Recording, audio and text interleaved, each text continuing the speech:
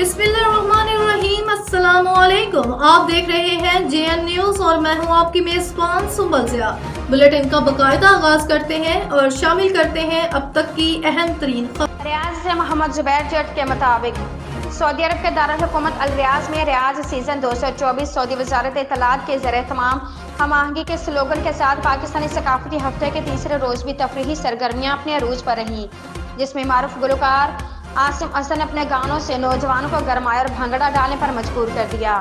रियाज season अल सवेदी park में Pakistani week के तीसरे रोज भी सकाफती सरगर्मियाँ अपनी पूरी आबोताब के साथ जारी रहीं, जिसमें पाकिस्तान के मारूफ सिंगर आसिम अजहर ने अपनी भरपूर परफॉर्मेंस के जलवे दिखाए। इस मौके पर आसिम अजहर का कहना था कि रियाज में पाकिस्तान समेत दीगर ममालिक की कम्युनिटी की इतनी बड़ी तादाद के सामने परफॉर्मेंस दिखाकर खुशी हुई। अपनी परफॉर्मेंस के हवाले से बहुत पुरजोश हूँ। आर्ट, मौसीकी, कल्चर और सकाफत कम्युनिटीज़ को आपस में जोड़ते हैं।